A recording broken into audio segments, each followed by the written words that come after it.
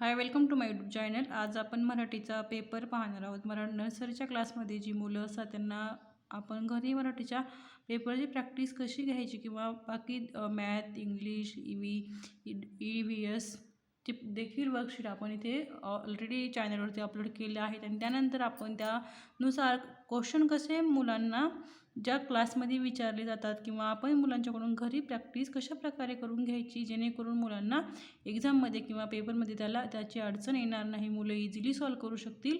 यासाठी आपल्याला मुलांच्याकडून आपण थोडीशी प्रॅक्टिस करून घेतली तर ते मुलांना सोपं जाणार आहे. तर मी इथे 4-5 क्वेश्चन दिले आहेत, फॉर्मॅट केलेला आहे मराठीचा आणि इंग्लिश मॅथचे देखील मी पेपर अपलोड करणार आहे. सॅम्पल पेपर म्हणून आहे ते. तर पहिला क्वेश्चन आहे, रिकाम्या जागी अक्षर लिहायचं आहे. तर अ पासून हापर्यंत जे जनरली नर्सरीच्या मुलांना लिहायला शिकवतात, तर त्यामध्ये आपण फर्स्ट जो पहिलाच क्वेश्चन आहे तो रिकामी जागा लिहा असं मी लिहिलेलं आहे इथे. अ, आ, ई, उ, रू, ए, ऐ, ॲ, ओ, ऑ.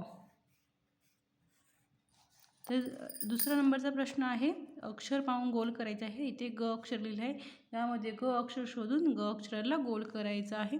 अशा प्रकारे मुलांना आपण घरी प्रॅक्टिस करू शकतो, जेणेकरून मुलांना जेव्हा पेपर देतील तेव्हा मुलांना अडचण येणार नाही. त्यामुळे आपण घरी प्रॅक्टिस करून घ्यायची आहे मुलांची. ग ग पुढचा अक्षर आहे च.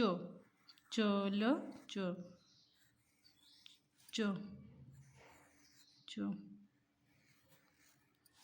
ने पुढचं अक्षर आहे त. त अक्षरांना गोल करायचं आहे. शब्द वाचायचे आहेत आणि त्या अक्षरांना गोल करायचं आहे. न